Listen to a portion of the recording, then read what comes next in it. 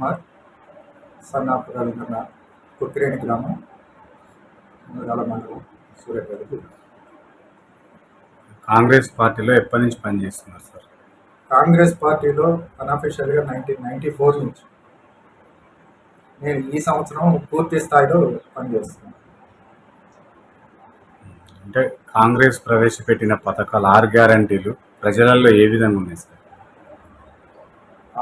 ఆరు పథకాలు, 6 గ్యారంటీ పథకాలతోటే ఈ రోజున కాంగ్రెస్ పార్టీ అత్యధిక మెజార్టీతో గెలిచింది. దాంట్లో ఆల్రెడీ 4 పథకాలు ఇంప్లిమెంట్ అవుతూనే ఉన్నాయి. ఈ త్వరలో మిగతా పథకాలు కూడా అమలు అవుతాయి. సార్, ఇక్కడున్న అంటే మాజీ ఎమ్మెల్యే ఓడిపోవడానికి గల ప్రధాన కారణాలు ఏంటి సార్? అది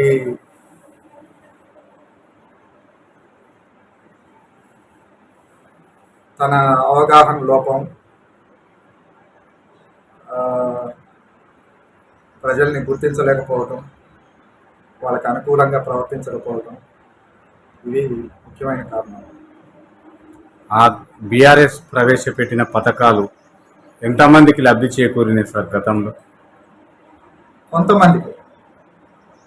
కొంతమందికే చేకూరినాయి. మిగతా వారు మేము ఏం అన్యాయం చేసాం, ఈ పార్టీకి మేమెందుకు ఓటేయాలి, మాకు అన్యాయం చేశారు, బీసీ బంధు అని చెప్పేసి అదొకటి ఇబ్బంది పెట్టారు, దళిత బంధు అని చెప్పేసి అది ప్రవేశపెట్టి అది ఇంప్లిమెంట్ కాకుండా చేశారు. దాంతో ప్రజా వ్యతిరేకత ఒకటి ఏర్పడింది. మా గ్రామానికి 9.5 సంవత్సరాల నుంచి టీఆర్ఎస్ ఉన్నా కానీ మిషన్ భగీరథ నీరు చుక్క ఎరగలేదు. మెయిన్ అది. ఈ గ్రామానికి వచ్చే మధ్యలో వాగు ఒకటి ఉంది గణపవరం దగ్గర. ఆ వాగు కొట్టుకుపోతే కూడా తను మన మాజీ ఎమ్మెల్యే గారు పట్టించుకోకపోవటం చాలా వరకు వ్యతిరేకతకి కారణం అవుతుంది. కొంతమందికి చేరినారు సార్. కొంతమంది ఎవరు? యాదవులకి గొర్రెలు కానివ్వండి, అంతవరకు. ఇప్పుడు దళితులకు దళిత బంధు ప్రవేశపెట్టింది కదా సార్, దళిత బంధు ఎవరికి లబ్ధి చేకూరలేదు? పేర్లు తీసుకున్నారు, వాళ్ళకి వస్తాయని చెప్పారు, తర్వాత క్యాన్సిల్ అయినాయి అన్నారు. దానికి ఆ దళితులు ఆవేదనకు గురయ్యి వాళ్ళకి వ్యతిరేకంగా పనిచేశారు. సార్, ప్రజాపాలన పైన ప్రజలు ఏమంటున్నారు? రెండోది ఏంటంటే ప్రజాపాలన కార్యక్రమంలో అప్లికేషన్ ఫామ్స్ ఎక్కువ దేనిపైన వచ్చినాయి సార్? ఏ అంశం పైన వచ్చినాయి? ప్రజాపాలనలో ఎక్కువగా సొంత ఇంటికి ఇందిరమ్మ ఇళ్ళకి అని చెప్పేసి ఎక్కువగా ఇది ఇంట్రెస్ట్ చూపించారు. విద్యుత్తు, ఉచిత విద్యుత్తు, వీటిపై ఎక్కువగా. మహిళలకి చేతిలో డబ్బులు కావాలని చెప్పేసి వాళ్ళు ఇబ్బంది పడుతున్నారు, భర్తలు ఇవ్వక, పిల్లలు ఇవ్వక, వాళ్ళకు కూడా స్వయంగా డబ్బులు వస్తాయని ఇంట్రెస్ట్ తోటి వాళ్ళు చేశారు. సార్, ఉచిత బస్సు పైన కొంతమంది మహిళలే ఈ పథకాన్ని తీసేయాలని చెప్పేసి అంటున్నారు సార్. అది నిజంగా ఉపయోగం ఉందా లేదా సార్ మహిళలకి? అది ఉపయోగించుకుంటే చక్కగా ఉపయోగపడుతుంది. వాళ్ళు ఉపయోగించుకోవటంలోనే ఉంటుంది. పథకం అయితే మంచిది, వాళ్ళు ఉపయోగించుకోవటంలో సద్వినియోగపరచుకోవాలి. దాంట్లో కొన్ని మార్పు చేర్పులు చేయాలని కూడా కొంతమంది వాదన సార్. అది మార్పులు చేర్పులు అనేది వాళ్ళే చెప్పారు. ఏ విధంగా వాళ్ళకి ఇబ్బంది కలుగుతుంది మహిళలకి అనేది వాళ్ళే చెప్పారు. ఇప్పుడు రైతు బంధు కూడా ఇంతవరకు పడలేదు సార్. దాని మీద కూడా కొంత ప్రతిపక్షాలు ఏమంటారంటే మేము ఉన్నప్పుడు ఎప్పుడు వేసినాం, ఇంతవరకు వేయలేరని చెప్పేసి అంటున్నారు. మీరు ఏమంటారు సార్? రైతు బంధు అనేదాన్ని అది ప్రభుత్వ బడ్జెట్కి సంబంధించిన విషయం. గత ప్రభుత్వాన్ని డబ్బులు ఏ విధంగా దుర్వినియోగమైనది అనేది అందరికీ తెలుసు. మళ్ళీ అన్నీ సరి చేసుకొని మళ్ళీ అందరికీ ఇవ్వడానికి ప్రయత్నం చేస్తుంది. త్వరలోనే అవి కూడా అయిపోతుంది, ఇస్తున్నారు. సార్, ఇక్కడ స్థానికంగా మొన్నటితో ముగిసిన సర్పంచ్ పరిపాలన ఏ విధంగా ఉంది? ఘోరంగా ఉంది. ఎట్లాంటిది? తీర్మానం చేసి ఆ పనులు చేయలేకపోవడం, అతను ఎటువంటి ప్రచారం లేకుండా, డబ్బు పెట్టకుండా, ఎస్సీ అతను ఎస్సీ మహిళ, తనకి సహకారం లేదు. తమ పార్టీ నుంచి వాళ్ళు సహకరించే వాళ్ళు లేకుండా అయిపోయి, తీర్మానం చేసిన పనులు కూడా పూర్తి చేయలేకపోయి, నిధులు దుర్వినియోగం అయింది. దాని మీద కూడా ఎవరు పట్టించుకోవాలి, పై అధికారులు కూడా ఎవరు పట్టించుకోవాలి. సార్, ఉమ్మడి నల్గొండ 12 కాన్స్టిట్యున్సీలో ఒకటి సూర్యాపేట టీఆర్ఎస్ ఒకటి గెలిచడానికి గల ప్రధాన కారణాలు ఏంటి సార్? అది జగదీష్ సీసీ రోడ్లే కానివ్వండి, వాటర్ ఫెసిలిటీసే కానివ్వండి, ఇళ్ళే కానివ్వండి, విద్యుత్ సౌకర్యాలే కానివ్వండి, అన్నీ డెవలప్ కావాలని కోరుకుంటున్నాను. సార్ మీరు ఇంత సీనియర్ నాయకులు కాంగ్రెస్ పార్టీలో పదవులకు ఆశించకుండా పార్టీ కోసం పనిచేయడానికి గల కారణాలు చెప్పగలరా సార్? పదవులు ఆశించినంత మాత్రాన ఏమీ జరగదు. మనలో కూడా త్యాగం, సేవ చేసే ఇది శక్తి ఉండాలి. ఆ తర్వాత పదవులు అంటే అది ఆటోమేటిక్గా వస్తాయి. బీఆర్ఎస్ పాలనకి కాంగ్రెస్ పాలనకి గల తేడాలు ఏంటి సార్? బీఆర్ఎస్ పాలనకి కాంగ్రెస్ పాలనకి తేడాలంటే గతంలో కాంగ్రెస్ వేరు, ఇప్పుడున్న కాంగ్రెస్ వేరు. బీఆర్ఎస్ లో ఉన్న నాయకులకి ఇప్పుడు కాంగ్రెస్ లో ఉన్న నాయకులకి చాలా మార్పు. బూతుల సాంప్రదాయం బీఆర్ఎస్. ఇప్పుడు కష్టపడి పని చేసుకున్న వాళ్ళకే ఫలితం అని చెప్పేసి కాంగ్రెస్. నిజంగా రేవంత్ రెడ్డి గారి ద్వారానే కాంగ్రెస్ డెవలప్ అయ్యి ఈరోజు ముఖ్యమంత్రి పదవి కొనసాగిస్తున్నారు అనడం వాస్తవమా? వాస్తవం. కాంగ్రెస్ పార్టీలో అందరూ నాయకులందరూ పెద్దవాళ్ళు లేరు. ఉరకలెత్తిచ్చే కార్యక్రమాలు ఏదైనా చేయాలి అంటే రేవంత్ రెడ్డి లాంటి యువకుడైతేనే చేయగలుగుతారు. పెద్దవాళ్ళని కూడా కలుపుకొని వెళ్తున్నాడు. అది సంతోషించదగ్గ విషయం, హర్షించదగ్గ విషయం. సార్ ఈ ప్రభుత్వంలో కళాకారులకి న్యాయం జరుగుతుందంటారా? నిజమైన కళాకారులకైతే న్యాయం జరుగుతుంది. అంటే బీఆర్ఎస్ ప్రభుత్వం కొంతమందిని తీసుకొని ఉద్యోగాలు ఇచ్చి వాళ్ళకి నెల నెల జీతాలు ఇచ్చింది సార్, వాళ్ళంతా నిజమైన కళాకారులు అంటారా? అది ప్రోత్సాహం, నిరుత్సాహం రెండూ ఉన్నాయి. అవసరంగా వాళ్ళకి అనుకూలంగా పాడిన వాళ్ళు, అనుకూలంగా మెలిగిన వాళ్ళకైతే మనం ప్రోత్సహించేది, వాళ్ళకి అనుకూలంగా మాట్లాడిన వాళ్ళని నిరుత్సాహపరిచేది. ఈ రెండూ జరిగినాయి బీఆర్ఎస్. సార్ మన తెలంగాణ రాష్ట్రం కోసం మొదటి ప్రాణత్యాగం చేసిన శ్రీకాంతాచారి వాళ్ళ తల్లికి గత ప్రభుత్వంలో ఎలాంటి న్యాయం జరగలేదు. మీ కాంగ్రెస్ గవర్నమెంట్లో ఆమెకి ఎలాంటి న్యాయం చేయగలుగుతారు సార్? గుర్తింపు లభిస్తుంది. ఎలాంటి ఖచ్చితంగా గుర్తింపు? గుర్తింపు లభించేటట్టే జరుగుతుంది. అది బీఆర్ఎస్ నాయకులు దాన్ని చెడగొట్టకుండా ఉంటే చాలు. గత ప్రభుత్వంలో మహిళలకి రక్షణ లేదని చెప్పేసి మీరు అప్పుడు ప్రతిపక్షంలో అన్నారు. ఇప్పుడు మీరు అధికారంలోకి వచ్చారు సార్, మహిళలకు ఎలాంటి రక్షణ కల్పిస్తారు? ఇవాళ మహిళలకి రక్షణ అనేది ఇప్పుడు బస్సే ఉంది, ఫ్రీ బస్సే ఉంది, వాళ్ళందరికీ తెలుసు. రక్షణ అనేది వాళ్ళే రక్షణ కల్పించుకుంటున్నారు. ఎటువంటి ఇబ్బంది లేదు, వాళ్ళకి రక్షణ కలుస్తుంది. పోలీసు వాళ్ళు కూడా యాక్షన్ బాగా తీసుకుంటున్నారు. మహిళలను వేధించే వాళ్ళని కానీ ఇబ్బంది పెట్టేవాళ్ళని. సార్ గత మాజీ సీఎం ఏ రోజు కూడా ప్రధానమంత్రిని కలిసిన దాఖలా లేవు. ఈ నూతనంగా వచ్చిన సీఎం నిన్న ప్రధానమంత్రిని కలిసి అతన్ని ఉపన్యాసంలో హిందీలో మాట్లాడటం, దీన్ని నిజంగా ఏ విధంగా చూడొచ్చు సార్? అది ముఖ్యమంత్రి హోదాకి గౌరవం కలిగించేదండి. ఏ ప్రధానమంత్రి అనేవాడు దేశ ప్రధాని, వారిని మనం గౌరవించటం మన సాంప్రదాయం. ముఖ్యమంత్రి అనేవాడు వాళ్ళని రిసీవ్ చేసుకోవటం, వారితో పాటు కార్యక్రమాల్లో పాల్గొనటం మంచి సాంప్రదాయం. సార్ గత ప్రభుత్వం అంటే గత సీఎం ఏ రోజు కూడా అంటే దాన్ని ఏంది మన బయటికి రాకుండా ప్రజలకు గెలవకుండా ఉన్నాడు. మరి ఇప్పుడే స్వచ్ఛమైన కాంగ్రెస్ అంటున్నారు కదా సార్, నిజంగా ప్రజలకు స్వేచ్ఛ వచ్చిందంటారా? ప్రజలకి స్వేచ్ఛ రావటం రాకపోవటం అనేది ప్రజల గుణాలను బట్టి ఆధారపడి ఉంటుంది. నిరుద్యోగులకి ఎలాంటి రక్షణ భరోసా కల్పిస్తుంది మీ ప్రభుత్వం? ఇప్పుడు ఈ సెలక్షన్స్ జరుగుతున్నాయి, పాత ఎగ్జామ్స్ అయిపోయినాయి, వాళ్ళని కూడా ఇప్పుడు సెలక్షన్స్ చేసుకుంటున్నారు. వాళ్ళ అన్ని నియామకాలు జరుగుతాయి. ఆటోమేటిక్గా మీకు పోస్ట్ ఉద్యోగాలు వస్తాయి. తర్వాత అవి కూడా అన్ని డిక్లేర్ చేస్తారు.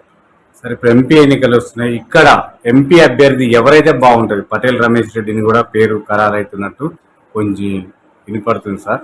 నిజంగా పటేల్ రమేష్ రెడ్డి కనుక టికెట్ ఇస్తే గెలుస్తాడా? పార్టీ ఎవరిని నిలబెడితే గెలుస్తుంది అనేది వాళ్ళని నిలబెట్టిన వాళ్ళని గెలిపించుకోవటం మా బాధ్యత. పక్కా పార్టీ కోసం పనిచేస్తాం. అంతేనండి. ఇక్కడ సర్పంచ్ ఎన్నికలు కూడా వస్తున్నాయి సార్. సర్పంచ్ కూడా మీ మండలంలో ఎన్ని సర్పంచ్ కాంగ్రెస్ అభ్యర్థులను గెలిపించుకోగలుగుతారు? మా ఇక్కడ కొక్కిరేణి, తిమ్మారెడ్డిగూడెం, గణపవరం 3 మండలాలు, 3 గ్రామాలు ఉన్నాయి. ఏది మునగాల నుంచి వచ్చారు 3 కాంగ్రెస్కి వస్తాయి. సార్ ఈ విలేజ్ లో ఎండోమెంట్ కి సంబంధించిన టెంపుల్స్ ఎన్ని ఉన్నాయి? ఆ ఎండోమెంట్ లో వాటి తర్వాత ఎలాంటి డెవలప్ అయినాయి? మిగతా టెంపుల్స్ ఉన్నాయి, అవి ఎంత డెవలప్ అయినాయి సార్? ఇక్కడ ఎండోమెంట్కి డిపెండ్ అయిన టెంపుల్స్ లేవండి. ధర్మకర్తలుగా వాళ్ళే టెంపుల్ నడిపించుకుంటున్నారు. కొంచెం ఇబ్బందికరంగానే ఉంది. ఎండోమెంట్ పోతేనేమో ఆయన కష్టం, ఆయన నిబద్ధత, ఆయన తెలివితేటలు అన్నీ అక్కడ ఉపయోగపడ్డాయి. అంటే దాంట్లో ఒట్టేజానయ్య కూడా పోటీ చేసిండు, ఆ ప్రభావం ఏం పడలేదంటారు? ఏమీ లేదు, అతని ప్రభావం ఏమీ లేదు. అతని వల్ల జగదీశ్వర్ రెడ్డి గారికి మంచి జరిగింది కానీ చెడైతే జరగదు. సూర్యాపేట మీరు చూసినప్పుడు ఎట్లా ఉంది, ఇప్పుడు ఎట్లా ఉంది సార్? అట్లా అంటే ఎలాంటి డెవలప్ అయింది? ఇది సూర్యాపేట అంటే జిల్లానే కదా సార్? ఇది సూర్యాపేట కాన్స్టిట్యున్సీ అంటే అది డెవలప్ చేయాలనేది ఆ ఎమ్మెల్యే కూడా ఉండాలి. గతంలో ఎమ్మెల్యేలు ఎవరు వచ్చినా రోడ్లు వెడల్పు, పార్కులు డెవలప్ చేయటం కానీ, రోడ్లు వెడల్పు చేయటం కానీ ఎటువంటి కార్యక్రమాలు చేపట్టారు. ఇన్ని సంవత్సరాల్లో 30-40 కాదు, ఇంకా పైన 50 సంవత్సరాల వరకు కావచ్చు. ఇన్ని సంవత్సరాల నుంచి కూడా రోడ్లు వెడల్పు కాకుండా ఉన్నాయి. ఇది జగదీశ్వర్ రెడ్డి గారు టీఆర్ఎస్ వచ్చిన తర్వాతనే ఇది డెవలప్ జరిగింది. అది అందరికీ కళ్ళకు కట్టినట్టు కనపడుతుంది. మెడికల్ కాలేజీ కానివ్వండి, శ్మశాన వాటికే కానివ్వండి, ట్యాంక్ బండే కానివ్వండి, ఇతరత్ర చాలా కార్యక్రమాలు ఉన్నాయి. ఎస్పీ ఆఫీస్, కలెక్టరేట్, ఇవన్నీ డెవలప్ కళ్ళకు కట్టినట్టు కనపడుతుంది. ఇంతకు మించి ఇంకా మీకు ఏం చెప్పాల్సిన అవసరం లేదు సార్. గత ప్రభుత్వంలో నిరుద్యోగులకి ఎలాంటి ఉద్యోగాలు పడక అవసరాలు పడ్డారు. మీ ప్రభుత్వం, కాంగ్రెస్ ప్రభుత్వంలో నిరుద్యోగులకి న్యాయం జరుగుతుందా సార్? జరుగుతుందండి, జరుగుతుంది, చేసి తీరుతారు. దానికి ఉత్సాహం, ఉద్వేగం, ఉద్రేకం అన్ని రేవంత్ రెడ్డి. సార్ ఇక్కడ రాహుల్ గాంధీ గారి పాదయాత్ర ద్వారా తెలంగాణ రాష్ట్ర ప్రజలలో చైతన్యం వచ్చిందంటారా? భారతదేశ వ్యాప్తంగా వస్తుందంటారా? చైతన్యం నాకు తెలిసి నేను చూసినంత వరకు రాహుల్ గాంధీ గారి పర్యటనలో చాలా ఉత్సాహం కనిపించేది, చైతన్యవంతంగా ఉన్నారు జనాలు. అది చాలా ఉపయోగపడింది కాంగ్రెస్ పార్టీ. సార్ ఈ అంటే హుజూర్ నగర్ నియోజకవర్గానికి సంబంధించిన ఒక ఎమ్మెల్యే మంత్రి కావటం అంటే మీరు ఏ విధంగా భావిస్తున్నారు? చాలా గర్వించదగ్గ విషయం. ఉత్తమ్ కుమార్ రెడ్డి గారు గతంలో కూడా మంత్రిగా చేశారు. ఈసారి కూడా ఆయన గెలిచి మంచి పాలన అందిస్తారని చెప్పి ఆశిస్తున్నాను. అతను ఎంపీగా ఉన్నప్పుడు మీ విలేజ్కి నిధుల ద్వారా ఎలాంటి డెవలప్ చేసారు సార్? మా విలేజ్కి అండి లిఫ్ట్ ఇరిగేషన్, గతంలో లిఫ్ట్ ఇరిగేషన్ పాడుపడిపోయి ఉంది. ఉత్తమ్ కుమార్ రెడ్డి గారి ద్వారా ఆ లిఫ్ట్ ఇరిగేషన్ మళ్ళా పునరుద్ధరింపబడి చక్కగా ఈ గ్రామం అభివృద్ధి చెందుతుందంటే ఆ లిఫ్ట్ ఇరిగేషన్ ద్వారా. సార్ కాళేశ్వరం ప్రాజెక్టు వాటరు ప్రతి నియోజకవర్గానికి ఇస్తున్నామని చెప్పేసి మాజీ మంత్రి హరీష్ రావు గారు చెప్పిండు. నిజంగా మీ కాన్స్టిట్యున్సీకి నీళ్ళు అందినాయా సార్ కాళేశ్వరం వాటర్? అందలేదండి. అవి నీటి మిషన్ భగీరథ నీళ్ళే మాకు 9.5 సంవత్సరాల నుంచి రాలేదంటే ఇంకా కాళేశ్వరం నీళ్ళు మేము ఎక్కడ పెట్టుకోవాలి?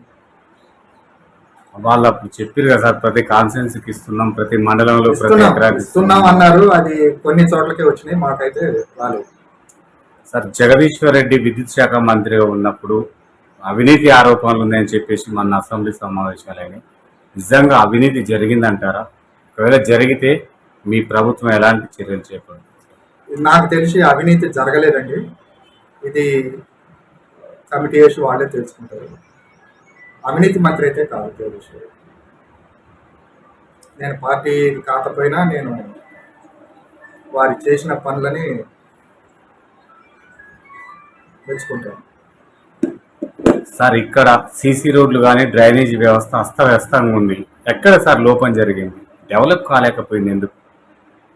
కొన్ని పార్టీలు, కొన్ని సహకరించని పార్టీలు వాళ్ళ వల్ల డెవలప్ అయ్యే కార్యక్రమాలకు వాళ్ళు అడ్డం తిరిగి అది జరుగుతుంది అనుకుంటే వీళ్ళు వెళ్ళి ధర్నాలు చేయటం, దాంతో ఆ పనులు ఆగిపోవటం, డెవలప్ అయ్యే పనులు ఆగిపోవటం, దాంతో ఈ గ్రామం అభివృద్ధి చెందకుండా అయిపోయింది. సార్ రేపు రానున్న ఎంపీ ఎన్నికల కొరకి బీజేపీ పార్టీ రామ మందిరాన్ని అడ్డం పెట్టుకొని ఇంటింటికి అక్షంతల రూపకంగా ఓట్లు అడుగుతుంది. నిజంగా అసలు ఏ విధంగా చూడొచ్చు సార్ దీన్ని? దైవభక్తేనండి. పార్టీ ప్రతి పార్టీలో భక్తులు ఉంటారు. కాంగ్రెస్ కానివ్వండి, కమ్యూనిస్ట్ కానివ్వండి, ఎవరైనా కానీ ఓటు వేస్తారనుకోవటం పొరపాటు. భక్తి కనపరుస్తారు, ప్రతి వాళ్ళు భక్తి కనపరుస్తారు. ఓటు వేయటం మాత్రం వాళ్ళు ఇష్టపూర్తిగానే వేస్తారు. నరేంద్ర మోడీ ప్రధానమంత్రి అయిన తర్వాత దేశం డెవలప్ కాలేదంటారా? ఇంకా వెనుకబడిన జాతులు ఉన్నాయంటారా? వెనుకబడిన జాతులు ఉన్నాయి, డెవలప్ కాలేదని నేను అనట్లేదు. ఇప్పుడు మీరు పార్టీకి ఏం ఏం చేయాలనుకుంటున్నారు సార్? కాంగ్రెస్ పార్టీకి మీరు ఎలాంటి సేవలు అందిస్తారు? పార్టీ అభివృద్ధి చేయడానికి మేము కృషి చేస్తున్నాం. మా గ్రామం నుంచి పూర్వపు శివాలయం ఉంది, తర్వాత రామాలయం ఉంది, ఆంజనేయ స్వామి గుడి ఉంది. వీటిని ఇంకా అభివృద్ధి చేయడానికి గ్రామస్తులే కృషి చేసి డెవలప్ చేసుకుంటున్నారు. ఎండోమెంట్ బోర్డుకి ఇంకా చందని పెట్టారు. సార్, ప్రజాపాలన పైన గ్రామ కమిటీలు ఏర్పాటు చేయాలని చెప్పేసి గౌరవ ముఖ్యమంత్రి గారు అన్నారు. మీరు కమిటీలు వేశారా సార్? ఇంకా కమిటీ జరగలేదండి, జరుగుతుంది, త్వరలో జరుగుతుంది. ఇప్పుడు సర్పంచ్ పరిపాలన అయిపోయింది కదా సార్, స్పెషల్ ఆఫీసర్ పరిపాలన ఏ విధంగా ఉంది గ్రామంలో? స్పెషల్ ఆఫీసర్స్ అంటే వాళ్ళకి పూర్తిగా అవగాహన ఉండదు గ్రామం నుంచి. ఇప్పుడిప్పుడే వాళ్ళు తెలుసుకుంటున్నారు, తెలుసుకొని దానికోసం ప్రయత్నం చేస్తున్నారు. ఏం కావాల్సి వస్తుంది గ్రామానికి, మంచినీటి వసతి, ఈ విద్యుత్ కానివ్వండి, రోడ్లది ఇబ్బందులు ఏమంటే అన్నీ చూస్తున్నాం. సార్, ఇప్పుడు ఎన్నికలు వస్తున్నాయి సార్, మీరు ఓటర్లకు ఏం చెప్పదలుచుకున్నారు? నిరుద్యోగులకు కానీ, మహిళలకు కానీ, రైతులకు కానీ ఏం చెప్పదలుచుకున్నారు? కొంచెం రైతులు నిరుత్సాహంగా ఉన్నారు, వాళ్ళకి ఏం చెప్పదలుచుకున్నారు? రైతులు నిరుత్సాహపడాల్సిన అవసరం లేదండి. రైతు బంధు ఇవన్నీ వస్తున్నాయి, అవి త్వరలో కూడా క్లియర్ అయిపోతాయి. మీరు నిరుత్సాహపడాల్సిన అవసరం లేదు. నిరుద్యోగులు, మీరు కష్టపడండి, చదవండి, మీరు ఉద్యోగాలు చేసుకోండి, ఉద్యోగ ప్రయత్నం చేయండి. కానీ ఎవరో తప్పుడు మాటలు చెప్పి మీకు ఉద్యోగాలు రావు, చదవటం ఎందుకు, మీరు వేస్ట్ అని చెప్పేసి వాళ్ళు అనే మాటని నమ్మకండి. మహిళలకు ఏం చెప్పదలుచుకున్నారు? మహిళలు వాళ్ళు కూడా ఇప్పుడు ఈ డ్వాక్రా సంఘాలు ఉన్నాయి, ఈ సంఘాలన్నీ కూడా అభివృద్ధి చెందినాయి. వాళ్ళకి తక్కువ రుణానికి వడ్డీ ఇస్తున్నారు, తక్కువ వడ్డీకి రుణాలు ఇస్తున్నారు. వీటిని చూసుకొని మీరు డెవలప్ కాండి, పాడి పశువులను పెంచుకోండి, శుభ్రంగా అభివృద్ధి చెందండి. ఎవరి మాటలు నమ్మకండి, మీరు అనుకున్న పనులు మీరు నెరవేర్చుకోండి. గవర్నమెంట్ కూడా మీకు అండగా ఉంటుంది. సార్, లాస్ట్ అండ్ ఫైనల్గా, గత ప్రభుత్వంలో కుల వృత్తులు మర్చిపోయి అందరూ అసలు ఆ వృత్తినే మర్చిపోయారు సార్. మీరు వాళ్ళని పెంపొందించడం కోసం ఎలాంటి కృషి చేస్తారు సార్ ప్రభుత్వం? కుల వృత్తులు అంటే తల్లిదండ్రులు వాళ్ళు కుమ్మరి కానీ, కమ్మరి కానీ, గౌడ కానీ, కళ్ళు గీత కార్మికులు కానీ, ఎవరైనా కానీ ఒకప్పుడు కళ్ళు గీసేవాళ్ళు పెద్దలు, తర్వాత వడ్రంగం చేసేవాళ్ళు. పిల్లలు చదువుకున్న తర్వాత వాళ్ళు ఇంజనీరింగ్ అను, డాక్టర్లను బయటకు వెళ్ళిపోయారు, ఇతర వృత్తులకు వెళ్ళిపోయారు. ఈ తర్వాత చేసేవాళ్ళు ఇంట్రెస్ట్గా ఎవరు లేరు. ఒకవేళ ఉంటే వాళ్ళకి ప్రోత్సాహం కూడా కల్పిస్తుంది. ప్రభుత్వం నుంచి ఏమన్నా వాళ్ళకి ఆసరా పెన్షన్స్ అట్లాంటివి ఏమన్నా కల్పిస్తారా? తప్పనిసరిగా అండి, అది ఉంది. కుల వృత్తులకి వాళ్ళకి ఆసరా ఇస్తుంది, ఆ పథకాలు కూడా ఉన్నాయి. వాళ్ళకి తప్పనిసరిగా ఎంకరేజ్ చేస్తారు. మీ కాన్స్టిట్యున్సీ డెవలప్మెంట్, మీ విలేజ్ డెవలప్మెంట్ కోసం నూతనంగా ఎన్నికైన మంత్రి గారిని కలిచారా? అతను ఏమైనా హామీలు ఇచ్చారా మీకు? మంత్రి గారిని కలిసేదాకా అవసరం రాలేదండి. ఎమ్మెల్యే గారు ఉన్నారు, ఉత్తమ్ పద్మావతి రెడ్డి గారు, వారే మంత్రి గారి దాకా వెళ్లకుండానే అవన్నీ హామీలన్నీ మాకు నెరవేరుస్తున్నారు. అంటే గెలిచినాక వచ్చిందా సార్? వచ్చింది. ఏమన్నా హామీలు ఇచ్చి పనులు చేయడం? లేదు, ఇవే హామీలు, ప్రభుత్వ హామీలన్నీ ఇచ్చింది, అనుకూలంగా చెప్తున్నాను. సార్, నిన్న జరిగిన చిన్నపిల్లల పోలియో చుక్కలల్లో ఎలాంటి చర్యలు తీసుకున్నారు సార్? మంచిగా సానుకూలంగా ప్రతి వాళ్ళకండి, ప్రతి పిల్లలకి, చిన్న పిల్లలకి, ప్రతి ఇంటికి అందరినీ పిలిచి పోలియో చుక్కలు వేయించి, పిల్లల ఆరోగ్యం, పిల్లల భవిష్యత్తు ఈ పోలియో చుక్కల మీదనే ఆధారపడి ఉంటుందని చెప్పి వాళ్ళకి ఎంకరేజ్ చేసి అందరికీ పోలియో చుక్కలు వేసి ఏర్పాటు చేసి. సార్, గతంలో విలేజ్లల్లో పిల్లలు విద్యకు చాలా దూరంగా ఉన్నారు సార్. మీ ప్రభుత్వం వచ్చిన తర్వాత పిల్లలకు ఎలాంటి విద్యను అందించగలుగుతారు ప్రతి విలేజ్లలో? ఇప్పుడు ప్రతి చోట గురుకుల పాఠశాలలు అని చెప్పేసి, ఇప్పుడు ఊళ్ళల్లో ఉన్న పాఠశాలల కంటే గురుకుల పాఠశాలలు, వీటికి అందరూ ఇంట్రెస్ట్ చూపిస్తున్నారు. పిల్లలందరూ హాస్టల్స్లో ఉండి అక్కడ చదువుకోవడం. ఇంతకు ముందు అంటే ఇక్కడ ఊళ్ళో అనుకూలంగా ఉండేవి కావు పాఠశాలలు కానీ, విద్యార్థులు కానీ. ఈ తల్లిదండ్రుల మీద ఆధారపడి వ్యవసాయం చేసుకోవడం, వీటిగా వెళ్ళేవాళ్ళు. ఇప్పుడు పిల్లలందరూ గురుకుల పాఠశాలలో వీటికి వెళ్తున్నారు కంపల్సరీగా, ప్రతి వార్డు. చివరిగా ఫైనల్గా ఏం చెప్పదలుచుకున్నారు ఓటర్లకు? ఓటర్లను మంచి చేసే ప్రభుత్వాన్ని ఎన్నుకోండి. రేవంత్ రెడ్డి లాంటి యువకుడు ఉత్సాహవంతుడైన ప్రభుత్వాన్ని గెలిపించుకొని మన భవిష్యత్తును తీర్చిదిద్దుకుందాం.